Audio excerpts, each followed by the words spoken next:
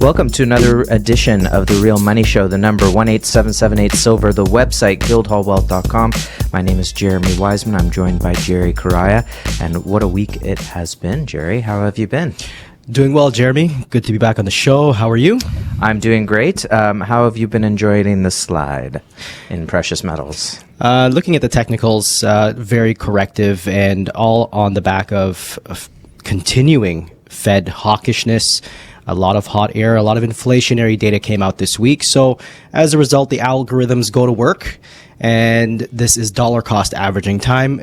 Gold on the technical downside could potentially, we're sitting at the 1800 mark right now, looking at 1780 as ultimate support, 1787, and silver about $20.50 US. But overall, I mean, this is a longer term bull trend that started way back in 2016. This is a 20-year cycle, and we have tremendous upside and topside potential ahead. So you don't see the potential of silver dropping to $5? Below the cost of mining? No. You don't see the price of silver dropping below $12? No. We're well supported. And why? We look at the opposite side of things. We look at the US dollar index, which is peaking out back over 104, looking at 105, and looks to be gold is actually, in fact, significantly oversold. So to suggest that we can continue on the downside, I mean, you sure can try to trade it, but these are definitely not the times to roll the dice. You want to get a tactical allocation into precious metals right now. So you don't see the price of silver dropping below $17? 17? No, I don't see 17 in the cards. I think ultimately you have an 1860 low. But again, this is all in the back of continuing hawkishness and further rate hikes coming from the Fed, and they can't do it. So you don't see the price dropping below 1850? No, I think well supported. Okay, so we've My got... opinions. Disclaimer, your opinions, a potential $2 to maybe $3 difference from where we are right now. And let me ask you this. Could silver go to $30 in a year or a year and a half or 2 years? yes, very quickly. I think once. Thank you. That's enough. Mm-hmm. That's all I needed. I needed just yes or no. Okay. I'm trying to keep my time here. Okay. I don't want to yield any time. Could the price of silver get to $40 within the next couple of years? Absolutely. Could the price of silver get to above $50 within the next, say, 3 years? 100%. Could you see the price of silver breaking $100? Yes. Okay. Very, very quickly, under what circumstance and in what realm of reality is the price of silver breaking $100?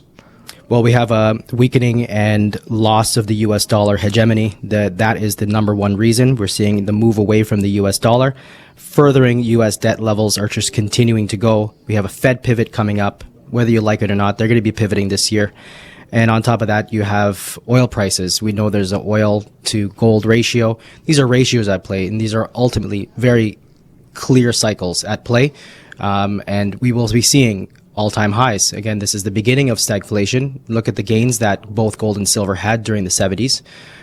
Look back at the charts. Don't take my word for it. Look at the charts. The trend is our friend, and we have to play it wisely, strategically positioned. This is time to insure your wealth. You have car insurance, life insurance. Now is the time to protect your portfolio. So $3 potentially to the downside in a market that's already oversold, and they're saying that the open interest in the futures markets is very, very low, which is, 8 times out of 10 indicative of a bottom in the market.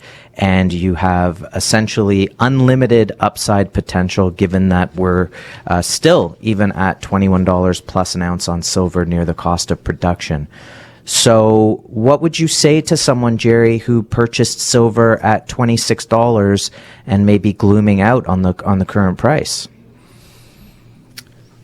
This is a conversation that we have to have. Majority of our clients are newer precious metals investors, and we just have to understand the relationship and what really moves gold. And what's happened since is just Interest rate hikes. When you hike an interest rate of any country, the currency goes up, pushing as that happens, the markets and the algorithms chase the yield and then trade off on the silver and gold or sell off the silver and gold. But that's very temporary. When you have the Federal Reserve and central banks around the world losing money and losing deposits at that, so they can't continue to make future currency paper notes, they're trapped, and it comes a point where they will end the rate hikes, causing the U.S. dollar index to get slammed down. This is a major central bank failure, and this is the reason why we're seeing a pivot towards the gold market.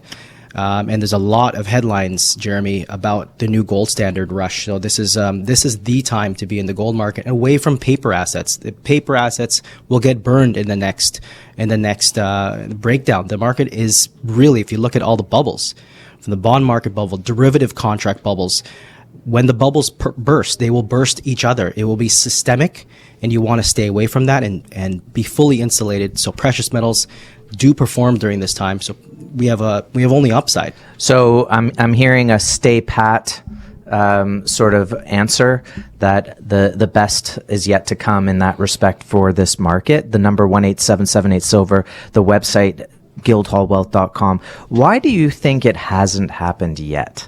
Well, why do you think that, given all of the money that was created or currency that was created out of nowhere, all of these debts that are teetering, we've got the inflation here, why do you think the whole thing hasn't just completely imploded thus far? Well, we know that the Federal Reserve is trapped, and really all they have right now left is the podium. Head to the podium and posture. And the posturing is what's keeping the U.S. dollar in its last days. And we're seeing the panic of central banks. We're seeing the panic from Janet Yellen, the panic from Powell. These people are just, they're really scrambling for words right now. When you say panic, for someone who isn't really initiated and wants to know what to watch for when they read an article from Janet Yellen where she's talking, or they see Janet Yellen talking, or Jerome Powell talking, what to you is a sign of panic from them? In other words, if I don't know anything, and just you're teaching me how to witness and see and notice that's actually panic coming from them. Well, when you see the U.S., it was the New York Times, I think, last week, having a headline. They showed a headline that pretty much shows that the international community is not backing the U.S.'s support against Russia. This is massive. And when you have Yellen saying that we're going to stay committed to continuing, they've already sent $200 billion plus to the Ukraine. Outsizing. And it's amazing. It's amazing. There was no weapons of mass destruction. Well, that too. And if you look at that compared to the budget of the United States, they put $20 billion towards maybe safeguarding the railways. Why not put some funding into keeping the trains on the tracks, instead of having thousands of trains falling off the track and spewing poison into the air. So their focus on protecting what they have made in the Ukraine, it's very suspect. And this is a time where they're trying to tighten, where they're printing massive amounts of money, sending it abroad. So, in other words, one way you can tell that they're panicking is that they appear out of touch and hanging on to the narratives that they're pushing, and even when they start to fall apart, they're still pushing the same sort of things. Yes, because their narrative is just continuing to print money. And as you continue to do that, you lose the trust of the international community, the trust in that world's reserve currency. And that is the staple for the U.S. dollar and the authority that they've had around the world. You have BRIC nations dumping the U.S. dollar, and they're moving to create other dollars and the formation of other currencies. I was having a conversation with a client a few minutes before we got onto the show here, and we were just, batting some things back and forth, and it kind of dawned on me while him and I were talking that if interest rates were to come down all of a sudden, I don't think that the mentality out there would be, great, let's go spend. The good times are back. I think that the last 2 years have marked people with regards to the economy and, not underestimating what it should be like to have a rainy day fund, because you don't know what can happen. And if you're going to be whipsawed with interest rates, assuming that interest rates would all of a sudden come down, okay? Do you think that all of a sudden people would say, oh, great, my mortgage is cheaper. Let's go out and go on vacation? Unfortunately not. I mean, that does sound like a great idea. Let's all go on vacation and go back to normal. But we have to realize when they do pivot and they cut interest rates, they're really signaling we can't fight this inflation. They brought a little, a knife, as Peter Schiff wrote it this week. They brought a knife to a gun battle. They've been raising interest rates, 25 basis points here. They may even going less and less and lighter and lighter. The inflationary battle is totally lost. From skewing the gauge of inflation, they've lied with the very figure of 6 point whatever percent. We're well north of 16%. And if you're not going to fight inflation, you're let it go, which means you're losing your purchasing power. You can't afford things. And this is a very troubling time to be in anything paper derivative, and you want to have hard assets. And the only hard asset that has proven itself through these times have been gold, silver, natural fancy color diamonds. And any land, any change in policy at this point is going to be seen as a failure of trying to fix things. And so people aren't going to just decide to go with their narrative. It's going to break down even further. That means more uncertainty out there, and that means more reason to have something that's been around forever, and that includes gold, silver, and colored diamonds. The number 18778 silver, the website guildhallwealth.com. Stick with us, much more on The Real Money Show on AM 640. Welcome back to The Real Money Show, the number 18778 silver, and the website guildhallwealth.com. Thanks for joining us this week to hear about the precious metals market and understanding that knowing about gold and silver, understanding what the physical market means is really something that's going to protect you through these uncertain times and not just survive, but thrive. Gold and silver are finite in quantity. They are precious metals. They are extremely, extremely undervalued right now. And so that means that upward valuation is in the cards. And we're going to continue on this show to show you how that's going to happen. And Jerry, people start to learn about physical precious metals, and there's costs involved. And one of the things that they start to realize and learn is that owning physical gold and silver and owning an asset is not the same thing as investing. And I like to demonstrate this by what I call a spectrum. On the one end, you would have jewelry. There is the material inside it, but what you're really paying for is the craftsmanship and the brand. Then you would have something moving a little bit closer to center, would be something like coins. That could be numismatics. That would be things that have value because they are so ultimately rare and collectible, or because there's more of an artistry in them. They've got a story built into the coin.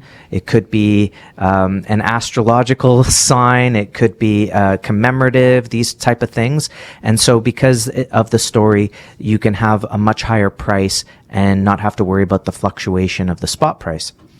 Then on the far, far end, on the other side, you would have investment. It's free. It basically costs nothing. And what do you own? Nothing. You've invested. And investment means there's a counterparty risk. It means you're putting your faith in a counterparty and hoping that they perform or return. So, for example, I put my cash in the bank. I'm a creditor to the bank, and I hope that they return my money. And as a result, they would give me some sort of interest. Especially if I have a high rate savings account at 2% or whatever it is. Maybe. Yeah, lower than the actual rate of inflation. In the middle, you would have pure bullion that's been fabricated and manufactured and wholesaled and shipped. So no different than buying any other retail item, whether it's a stereo or a lollipop. These things, the resource has to be sourced and then brought in, fabricated. So if, you think about making a chocolate bar, you take these raw ingredients, or a muffin, you take these raw ingredients and then you put them together and you create something new, and you package it and you ship it to a wholesaler, and then the wholesaler distributes it to a retailer who's purchased it. So it's the same thing here. So there's going to be these kind of fabricated wholesale retail costs all built in. Now, all said and done, it might be, 5, 6, as much as 7%, maybe even a little higher, depending on the product. You can get lower pricing depending on the product, right? Size of product, what brand is it, when was it purchased from the retailer, et cetera. So there's things that you can do to get a little bit better pricing. But Jerry, why spend that extra money? Why buy the actual bullion? Why not just get a certificate or a pool account where there's physical there? Why spend that extra? What is the value that you get by spending extra to own actual physical? Because as we've seen in the previous and upcoming credit crises, when you have a liquidity issue, you need to you quickly realize how many counterparties are involved if you have paper assets, which would be stocks, bonds, cash. These are promises that the institution that issued these things are going to pay you for them. Further, you have issues with insurance. This is a hot topic of many who are curious. Can the insurance companies cover everyone? So these are things where people are not too concerned right now for the return on their money. They want to ensure that they can get something, the return of their money. Whatever they put in, they want to have out. So having physical bullion, that eliminates counterparty risks. That eliminates it's a strategy where you're now running away from the inflation. You're outpacing the inflation. You're maintaining your standard of living because you're positioned away from assets that are just going up in smoke, that could potentially go bankrupt. So when you have these counterparties where you have to ensure that the company is making money, if you're into stock, the company is profitable, that they're actually also outpacing their costs to maintain profitable. Or their cost to borrow. That's another caveat. It's very tricky. People don't want to play, the strategy of trying to keep up with this. You're now eliminating that with precious metals. Precious metals offers this hedge against counterparty risks while positioning yourself for tremendous topside potential. Because when you have the runaway inflation, the money starts to pile out of risky assets, down the extras inverted pyramid, out of the derivatives market, out of the stock market, and into something that is finite. You hit the nail on the head. Gold is power money because it's finite. You cannot be printed, but it's money. It's the precious word in precious metals connotates that it's monetary. So you have money. When there is a liquidity crisis, that's the most important thing, is how to get out and how to tactically shift into something where it has a future and it has topside potential.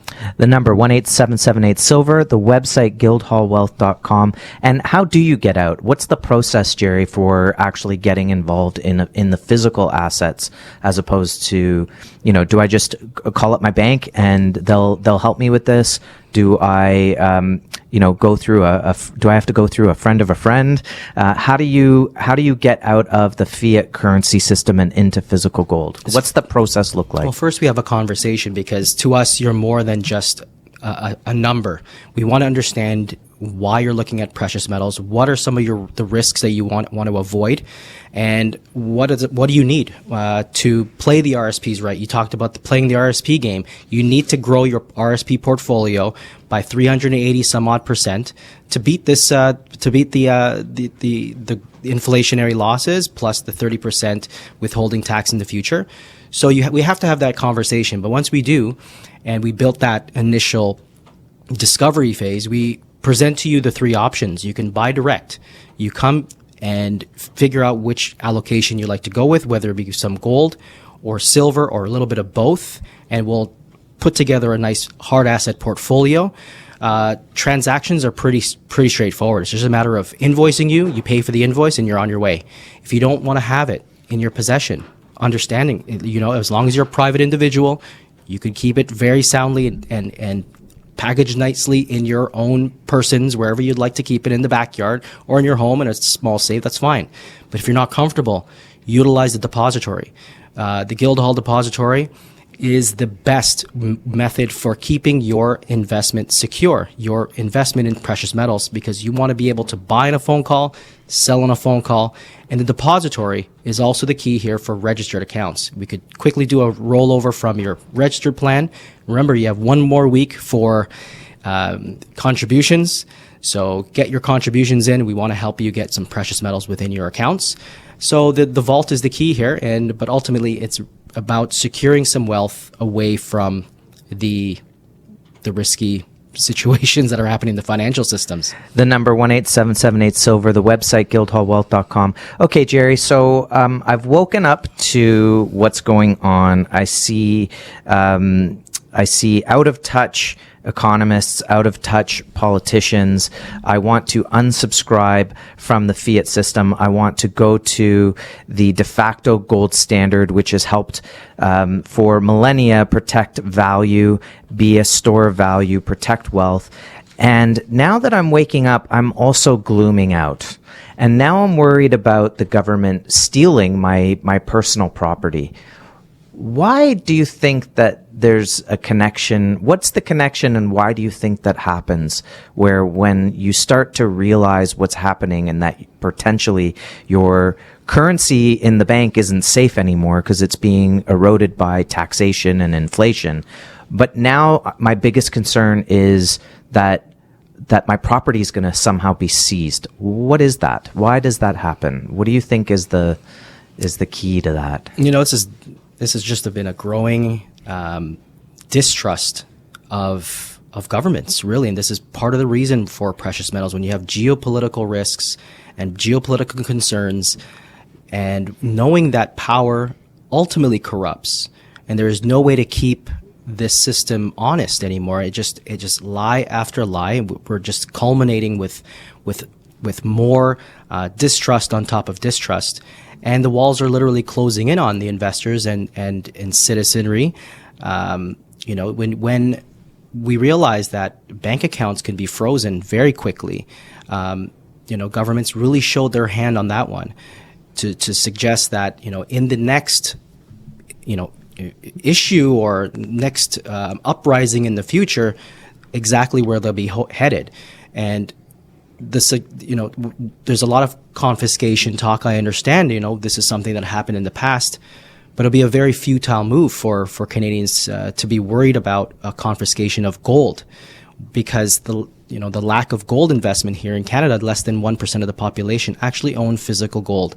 So they'll probably end up with, let's say, $100 million worth of gold if they decided to confiscate the Canadians' gold, a pittance for what they actually need it for. They can actually, go nationalize some mines or nationalize this parcel of land and get it done really, really quickly. But, this is the world that we're in, unfortunately. The World Economic Forum is telling us you will not own a thing and you're going to be happy about it. But you're going to want to have hard assets away from their systems. Gold and silver will protect during that type of crisis. This is one form of protection, Jeremy. Okay, so but explain to me the difference between, if I'm new to this, I'm thinking, but having it in the vault isn't safe. Having it at home is safe. But that's not necessarily the case, is it? Not exactly the case. You want to hedge your bets here. You're obviously owning some gold in your possession, silver in your possession for the Mad Max type of situation where you have, power outages or cyber attacks, and you may need to transact in person. You can do that. But anything north of, let's say $5,000-$10,000 in worth of precious metals, anything north of that, you really want to consider insurance.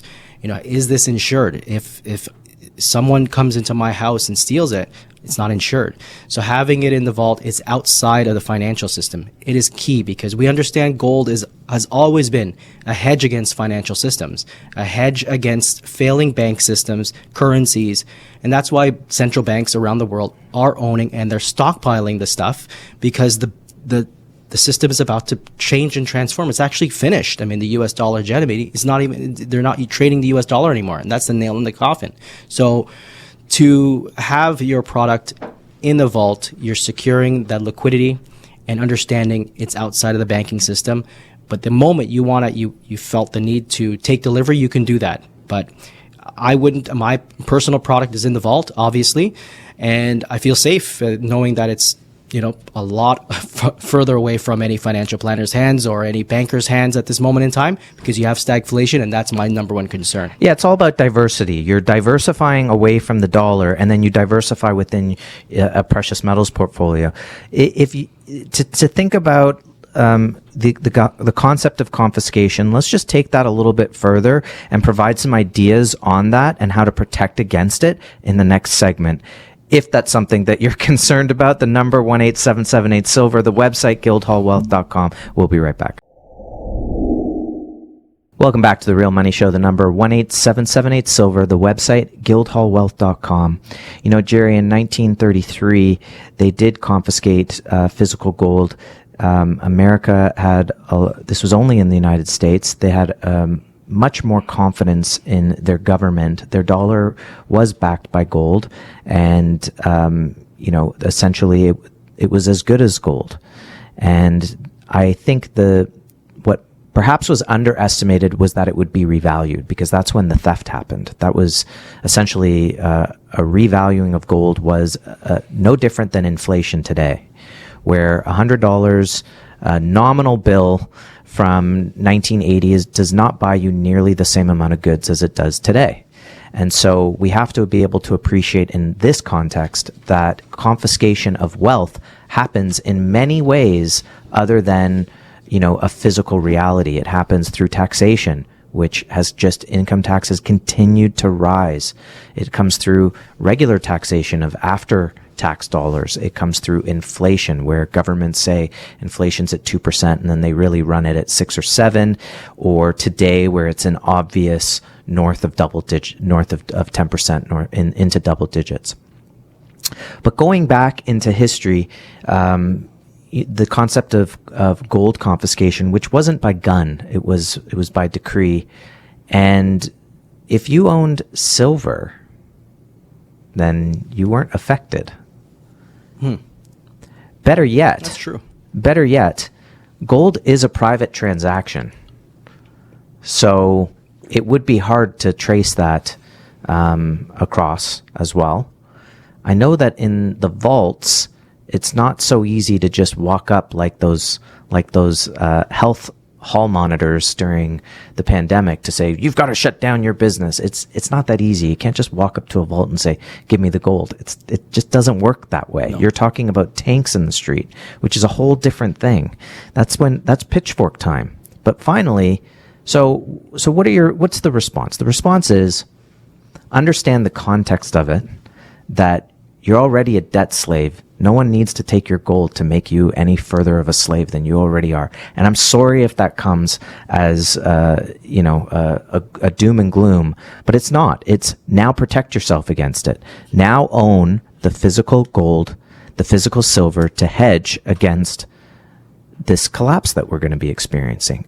But if that isn't enough for you, then look at silver, because there's no precedent that has ever been confiscated. Not only that, it's more undervalued.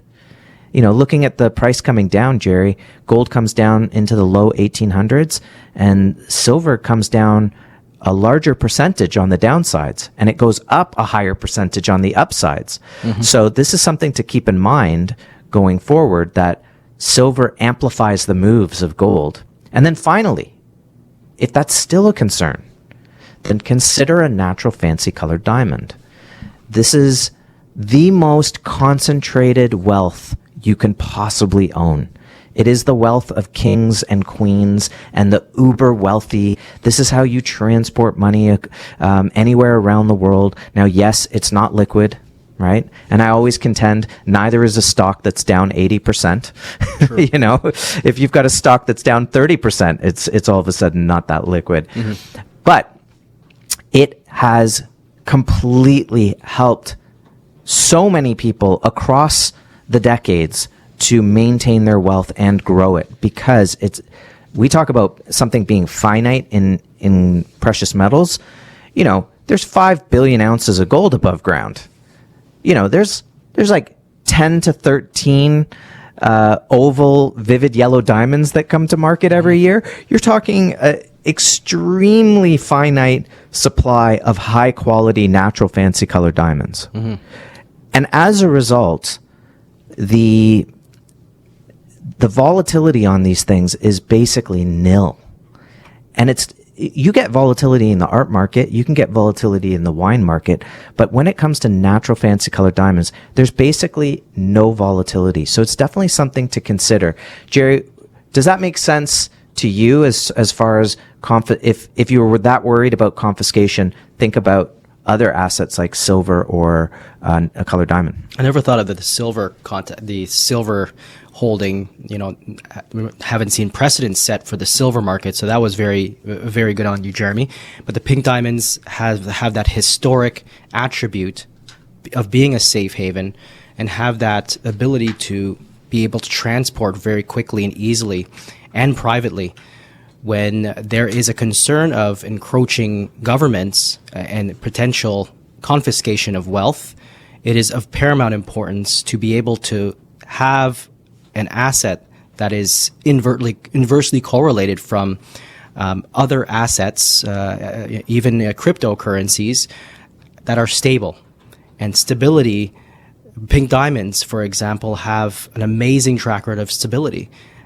Being beautiful, but being rare at the same time, offer exactly the protection you need from any potential theft, but then positioning it as well, your portfolio, diversifying even further into something even more strategic and tactical. And let's put that into a perspective. Okay, so Argyle Diamond Mine, which produced 90% of the world's pink diamonds, closed a couple years ago. And that 90% of the world's pink diamonds, let's just kind of paint a picture here. That was a tap dripping. That was literally a dripping tap. That's all that was. And then now that's closed. So that's it. No more pink diamonds are coming out. Or you're talking about, we're down to only 10%. So that means a dripping tap is only dripping once every several hours. That kind of thing. Okay. So what does it take to get into an Argyle pink diamond? Well, here's an example. We have an emerald cut, which is a great cut. It shows if there's blemishes, it shows it. You can't hide anything with an emerald cut, and it's such a beautiful cut to take a look at. We have an emerald cut. It's 0.29 carats. It's an intense, so it's not a vivid. It's one step down from a vivid. It's a VS2. So if you walked into any jewelry store, that means eye clean. Mm-hmm. That means you can't see the inclusion with the naked eye. That's sort of the retail quality type of diamond that you'd be looking at. And it's very, very rare. You can't even state how rare it would be to find an internally flawless pink diamond. But how much do you think a diamond like this would cost? Just over a quarter carat, intense pink, VS quality. Okay, we're not talking brownish pink, champagne. We're not talking champagne. We're not talking SI. We're talking really high quality clarity. We're talking really strong color in the 40,000 range Canadian.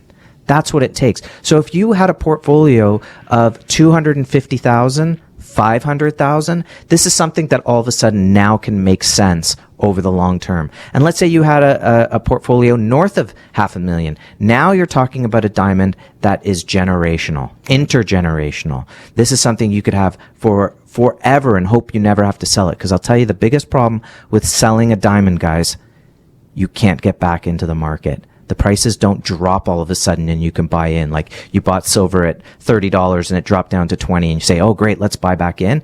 No. You sell a diamond and that's it. You're not able to get back into that market. So it becomes something that's intergenerational, and maybe one day your daughter's son's son needs the money and has this diamond in the family portfolio and can use it to really save them and maybe make their dreams come true, things like that. So give it a thought. Give us a call. The number 1-877-8-SILVER, the website guildhallwealth.com. There's more to come on The Real Money Show on AM 640. Welcome back to The Real Money Show, the number 18778 Silver, the website, guildhallwealth.com. For those of you who catch our show on a regular basis, you know we like to check out some of the feeds on Gold Telegraph, and it's a great one to follow if you're on Twitter or Telegram. And if you're not on Telegram, you should get on Telegram. It's pretty good. Guildhall's on there.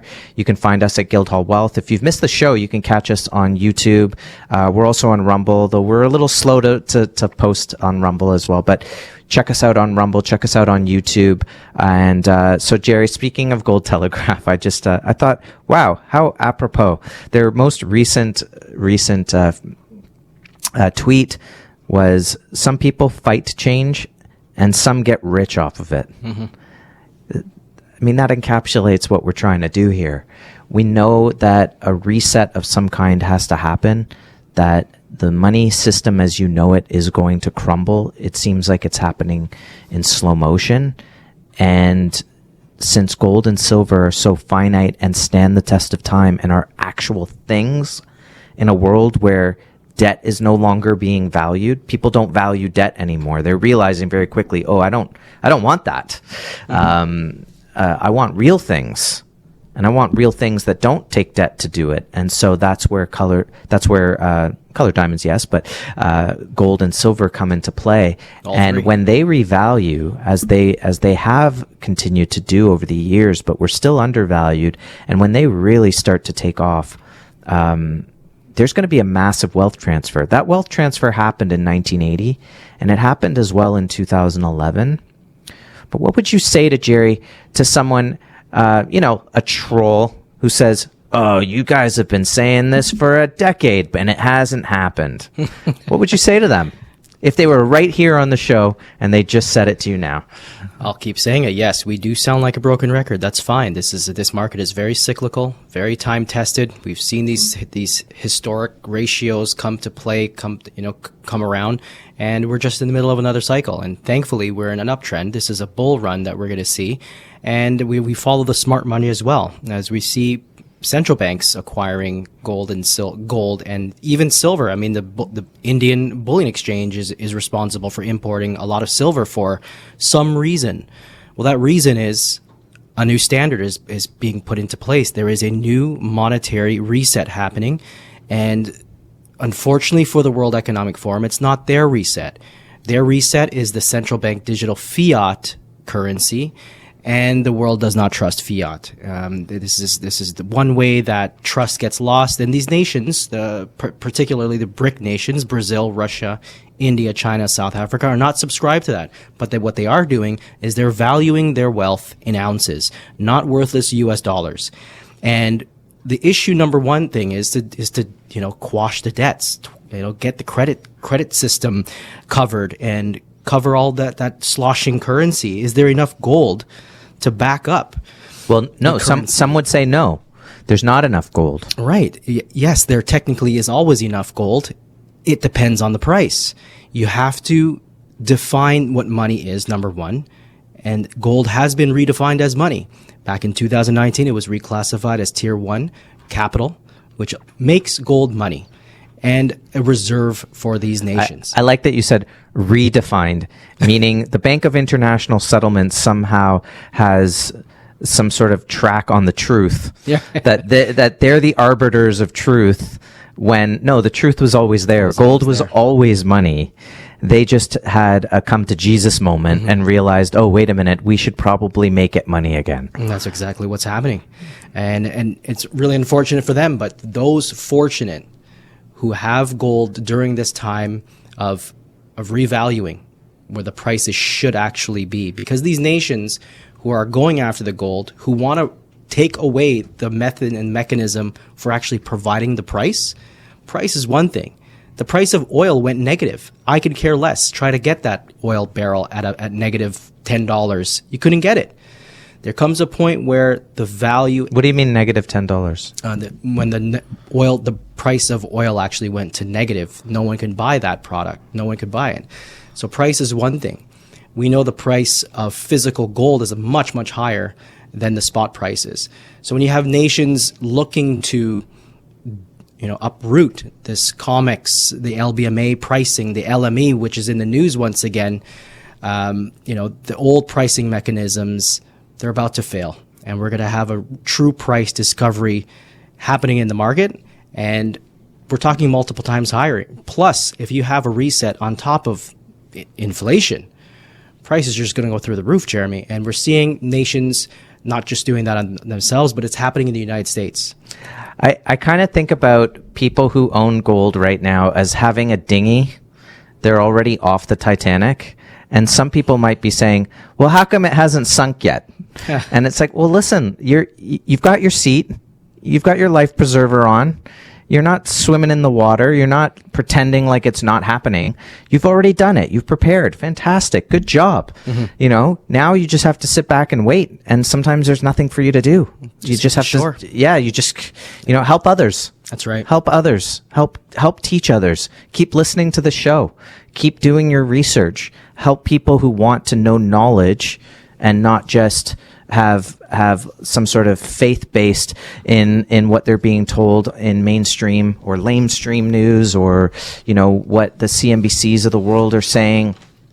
You really want to know what the real things are that are going on. And as well, we can't glean much information from just looking at the price of the metals. I think that's part of the whole kind of psyop of precious metals, is if the price is low, people just don't want it. They only want to buy it when it's really high. No, you got to get deeper than that. You have to know that the open interest on gold and silver right now are quite low. That's an indicator that the prices are moving. You have to know that silver, that they took off 100 million plus ounces off of the exchanges last year. That physical metal left the exchanges. Mm-hmm. It went into private hands. Or knowing that, that the product is being moved into eligible in the exchanges, meaning you can't touch it. That's someone else's product. That's not for you, right? We've got product at Brinks. It's not for anybody else.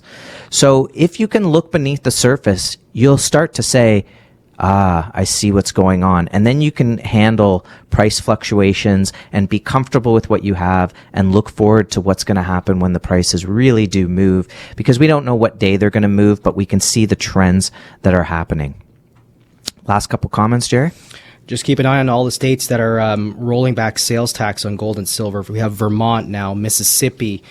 This is really taking effect around the world, not just around the world, but here locally in North America. We are headed back to a gold standard of some sort, and you're going to want to be positioned, because when that time comes, when that revaluation comes, that's what will revalue your portfolio upwards in multiple times. You're gonna look back at these little short-term events and be so thankful that you made the move in precious metals. The best is definitely upcoming. Thank you so much for everyone who listened. Can't wait to speak to you next week here on The Real Money Show on AM 640.